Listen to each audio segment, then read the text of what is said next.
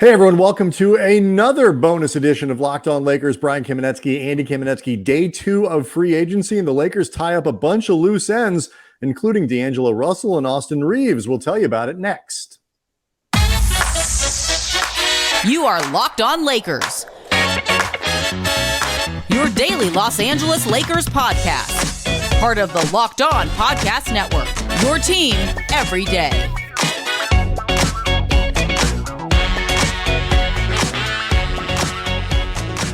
Thanks to everybody for making Locked On Lakers your first listen of every day, Monday through Friday, and obviously sometimes, Andy, on Saturday and Sunday. Locked On Lakers is always free for you. It's never going to be behind a paywall, and it is available to you on YouTube if you want to see the show. And over 18,000 of you have subscribed, keeping up with what the Lakers have been doing in the first couple days of free agency. Lakers tying up lots of loose ends on Saturday, starting with D'Angelo Russell. 2 years, $37 million is the value of that contract. Player option for the second season. So kind of a mutually beneficial contract for both. If D'Lo outplays his contract or the market looks like it's going to maybe breathe a little more next year, he can put himself right back on the market and something bigger with the Lakers or with another team. Gives the Lakers a little bit of flexibility if they end up wanting to move and whatever it is. But I think everybody wins there. Austin Reaves re-signs 4 years, $56 million, which is a little bigger than the number that we thought he was going to be able to get. But that is just the max the Lakers could give him. Reaves has a player option for that fourth year, is the report there. So a really nice deal for the Lakers there, even if it's just for 3 of the 4 years. And then the Lakers signing their first big man, really, Jaxson Hayes, the young center from New Orleans. He was not given a qualifying offer by the Pelicans. Lakers, similar to Cam Reddish, taking a chance on a player with a lot of upside, recently drafted, perhaps coming from less stability, hoping to give him a better situation. But this is another good day for the Lakers, Andy. Yeah, I mean, Rob Pelinka talked a lot about wanting to maintain that continuity, and we had talked before about what exactly continuity means and how, in a lot of ways, at least in my mind, it is defined by bringing back not just a lot of this roster, but the most important guys. By bringing back Reaves, Rui, and D'Lo, they absolutely made good on that goal. It's a goal that I think both makes sense for the team, given what we saw from them in just a very short period of time under the gun, getting to the Western Conference Finals. I do believe, and this was something D'Angelo Russell, probably more than anybody else, stressed the idea of what we could do with the training camp continuity, real time to get to know each other.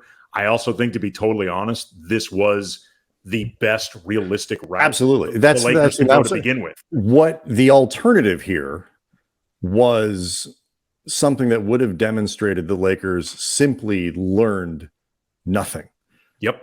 Over the last 2 years. And so, yeah, I mean, I completely agree with you that this was both the best, the most practical, the smartest, and they managed to do it. I will say this, a wrinkle that I did not necessarily anticipate. They managed to do this while giving themselves a decent amount of space under the hard cap, not putting themselves in, by their standards, total luxury tax hell. They kept some diversity in the roster. And I was talking about this with a friend. When you compare the roster, and we'll go through it, and right now, well, just do the roll call. LeBron, AD, Rui Hachimura, Austin Reaves, D'Angelo Russell, Gabe Vincent, Taurean Prince, Jared Vanderbilt, and then Jaxson Hayes, Maxwell Lewis, Max Christie, Cam Reddish, and Jalen Hood-Schifino. So Lakers have room for 2 more players. Will likely sign only 1. We'll talk about that before we're done, probably. But like, you compare this roster, Andy, to where they were at this time last year, kind of cobbling it back together with a lot of minimum guys. And certainly 2 years ago, it is night and day better now than it was a couple seasons back. Actually, I'll take it a step further.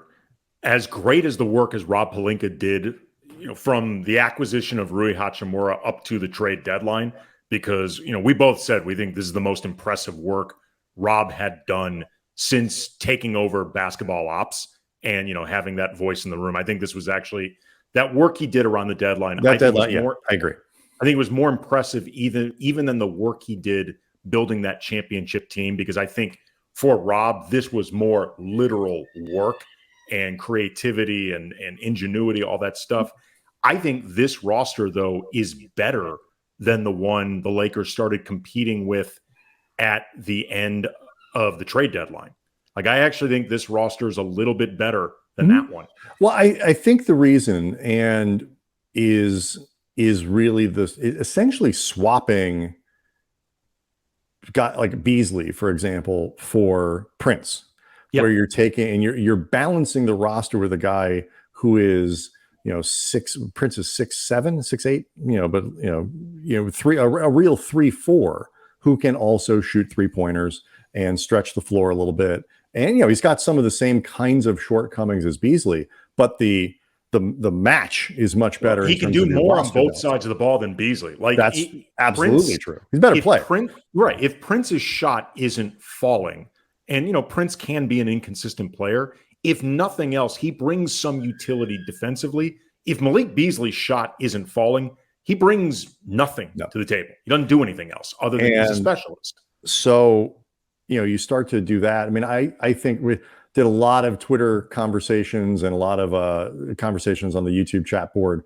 When Twitter was workable. When Twitter, right. I mean, by the way, clear evidence Elon Musk, not an NBA fan, because he has chosen to break Twitter on the most high traffic weekend there is. And it's actually kind of nice.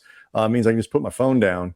Between the Lakers more or less finishing what they've been needing to do, and Elon Musk breaking Twitter on free agency weekend, I can put my phone down and not really worry about anything. It's kind of nice.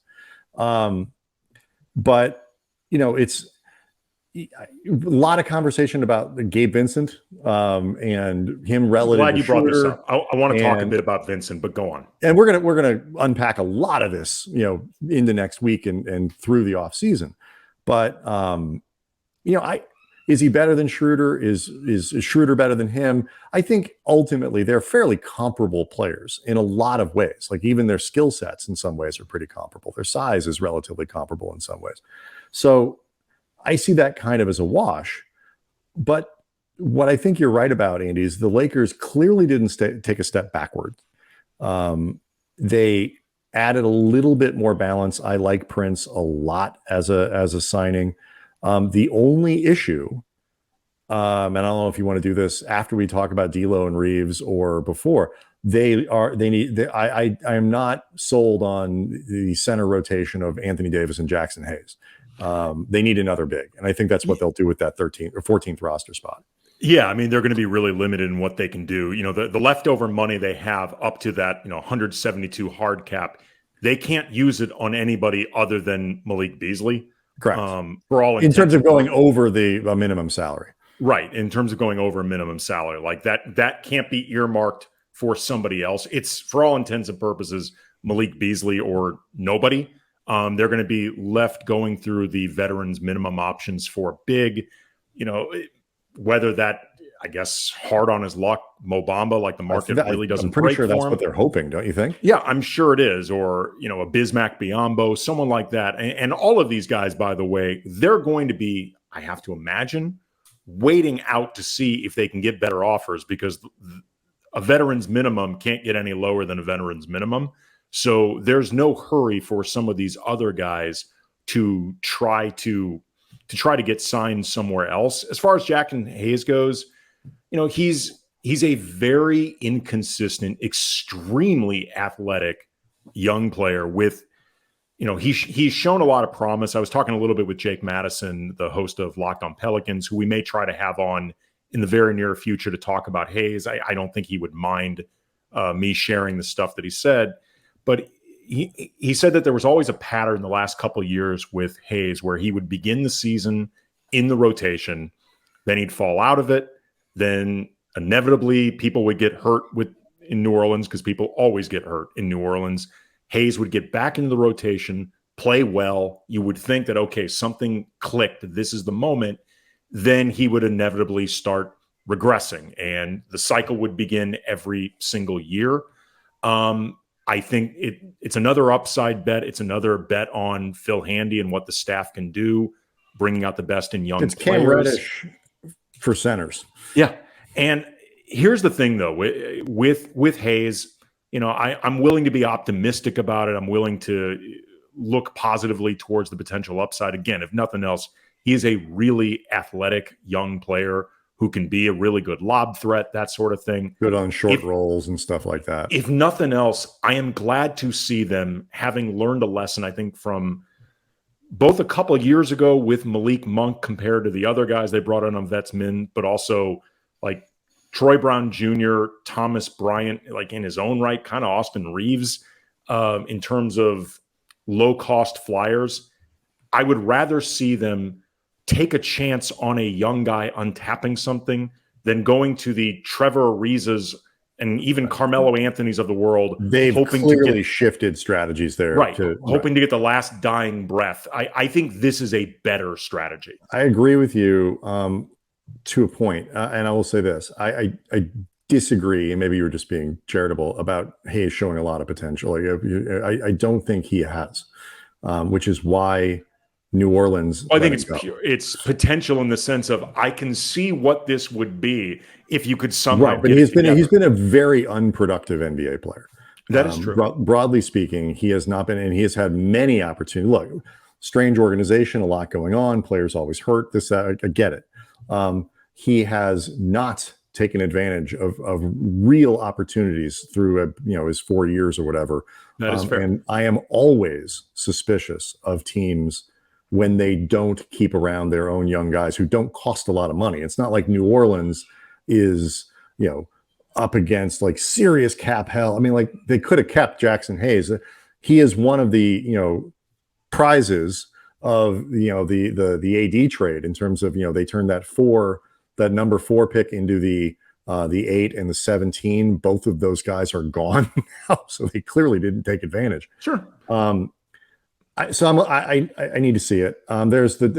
So people are aware. We are certainly conscious of, and we'll talk about, probably not on this because short show, the issues of domestic violence and some of the other stuff that surrounds him. It is something to consider. It is something that we are aware of and will discuss at some point. It's just in terms of the raw player analysis. He hasn't been very good. And the difference between him and Reddish is that Reddish, I just read the list of players on this. They don't need Reddish to be good. No, the stakes are higher with Hayes. There's no question. I just don't know if they can necessarily the only other center on the roster on a team where Anthony Davis is going to, at the most optimistic thing, he's going to miss 15 games just for resting. Absolutely. I mean, it remains to be seen how much better they could do than Jaxson Hayes on the veterans minimum market anyway. Like, true. He might ultimately be as good as anybody they were going to get.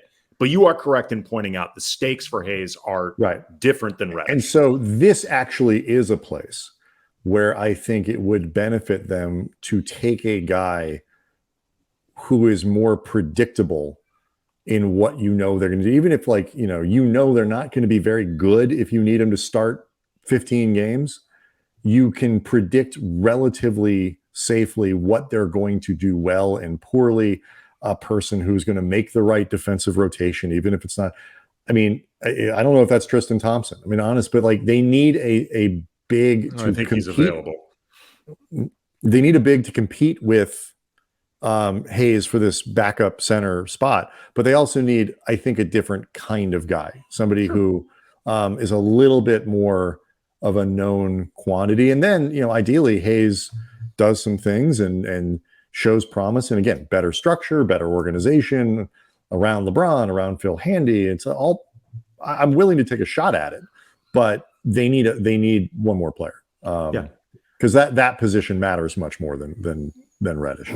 But then in the meantime, though, working out the business with D'Lo, working out the business with Austin Reaves, like the foundation of what worked dramatically better for the Lakers post-trade deadline. I'd mentioned before with Gabe Vincent, I saw a lot of comments from our first, our day one free agency reaction show. A lot of people thinking that we were down on the Vincent signing or being negative, pessimistic about it because of the way we were talking about it, in the sense of if he's a D'Angelo Russell substitute or swap out, it's not a good development. If he is in addition to D'Lo, it's great. Right. If he's replacing Dennis Schroeder, it's fine. Right. If he's replacing Russell, Right. it's not. Or the idea of like who is better between Vincent or Schroeder. Like I think Schroeder is probably a more, or if nothing else, he has shown himself to be a more dynamic and a little more multifaceted a player than Gabe Vincent. But that doesn't mean that Vincent can't fill a role in a way that works for this team next season, especially since, again, you're bringing in D'Lo and now Gabe Vincent, who, can't emphasize this enough, we both liked the signing. He now represents just depth and he's a quality backup point guard. Right. I think if you're slating him in as your starter, he's among the weaker starters. And the biggest thing is, I saw a lot of this. Schroeder's a guy people didn't honor his 3-point shot. Vincent stretches the floor. He's is a 3-and-D kind of guard. No, he's not. He is not. Well, he hasn't established himself yet. Maybe he will be. Maybe he will.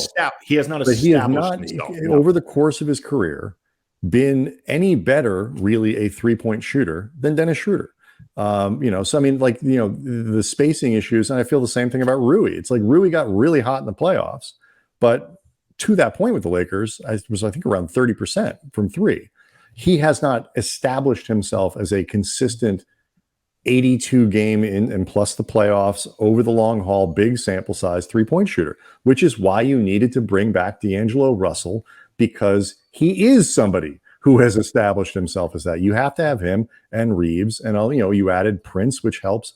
And so, the top 8 here for the Lakers, presumably, you're looking at LeBron, Anthony Davis, Rui Hachimura, Austin Reaves, D'Angelo Russell. I'm assuming that's probably the starting lineup. Maybe Vanderbilt's in there, but then Vincent, Vanderbilt, and Prince. I'm going to pencil in Christie as kind of a wild card there for that 15 minutes a game there. That is a very good, solid, balanced top 8. Yeah, absolutely. The Lakers couldn't quite, hit the home run with somebody like Bruce Brown or something like that. But okay, look, the money Bruce Brown got from Indiana, the Lakers could not compete with that. Hope that maybe, but no. For that matter, too, if you prefer Schroeder to Gabe Vincent, ultimately the money Schroeder got from Toronto, the Lakers could not compete with. Correct. Like, if the extra $1 or so per season matters to Schroeder, and I don't blame him if it does, because it's been well documented, he lost a lot of money over the last few years. If that mattered to him, the Lakers couldn't compete with it. It went beyond what they could offer him. So, I agree. And they did this without bad contracts. They did. Actually, the third year on Reeves is going to be a freaking bargain. That was the first year it was supposed to get a balloon payment, and it's not going to balloon. That will become extremely relevant in 3 years for the Lakers. It's a well-balanced team with, a nice bench and some promise, a little bit upside. They have a hole. The hole is they need one more quasi-reliable center. I would have loved to see them pick up maybe some, Phoenix went hard on these minimum guys, including sucking up some larger bodies on day one. They did it real quick. And some of those names would have been nice. But overall, I got no complaints. They're not asking Gabe Vincent, for example, a player I'm not totally sold on as, like what he did in the playoffs is who he is. And I think even then people are still a little overstating what he did in the playoffs. But either way, he's slotted in a really good spot. He's going to fit in really well with Darvin Ham.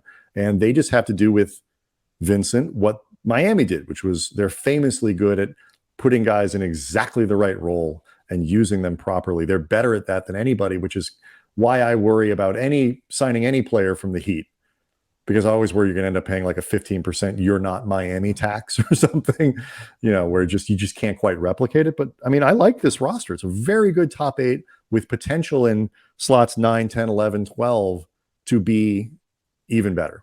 Yeah. And the last thing I wanted to mention, just because you talked about, good contracts and things like that with D'Lo, I think it's important to remember now in terms of evaluating him as a player and what he's bringing to the table. Obviously, he was terrible, as we've said many times, in the Western Conference Finals against Denver. And it is incumbent upon him to work on the things to be better, whether technique, mentally, physically, whatever it is, all that whatever it is. And, when it comes to saying all the right things in your exit interview, I would say D'Lo should probably take a class. It's not how I say this without even necessarily thinking he's wrong about what he said. I wouldn't have said it, or I would have said it differently. Wrong time to describe yourself as nice as a player and make it sound like not much. What he means, but not much to work on. But that being said, D'Angelo Russell at $18.5 million a year is a much different player to evaluate than D'Angelo Russell at 30 plus. And it's important to keep that in mind in the same way that, look, Austin Reaves, had he ended up with that balloon payment, you'd be thinking about him understandably, justifiably, a lot different. It's coming for Rui. Right. It's absolutely coming for Rui. But I think it's just important without sounding like shills for D'Lo, because we've been, I think, as honest and transparent about his flaws as anybody covering him. I just think it's important to just look at things contextually, no matter what the context is. That's all. Like I said, I think a lot of the Vincent hype, from Lakers fans excited was a lot of it was just reaction to it not being D'Lo. Absolutely. The D'Lo struck a nerve with how he played the Western Conference Finals. That, and I get it. He was bad. It was awful. And it made a difference. But all right, so Lakers looking good. We will see what happens over the next few days. Obviously, holiday coming up on Tuesday. Not exactly sure, but we're going to keep, we'll keep coming with shows. We're going to start getting guests to try to learn more about the new players, about Gabe Vincent, about, a guy like Jaxson Hayes, and why they're available and what the potential is there.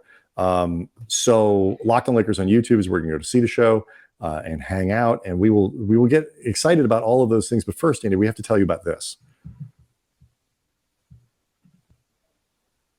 That Locked on Lakers is brought to you by BetterHelp, and it's easy to get caught up in what everybody needs from you and never taking a moment to think about what you need for yourself. And it's hard to just balance being there for your significant other, for your kids, for your extended family, your job, your friends. But again, taking that moment for yourself that we all need. And it's easy to feel stretched thin, burned out, and life does not, unfortunately, come with a user manual. And it's easy to feel stuck. And I can personally speak to how much therapy has helped me during a really difficult period in my life for me and my family.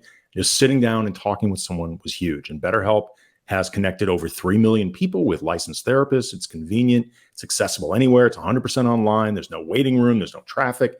And it's affordable. Just fill out a brief questionnaire to match with a therapist. And if things aren't clicking, you can easily switch to a new therapist anytime. So if you want to live a more empowered life, therapy can help you get there. Visit BetterHelp.com/lockedon today for 10% off your first month. That's BetterHelp, HELP.com/lockedon. All right. Things are looking good. We'll see everybody next time.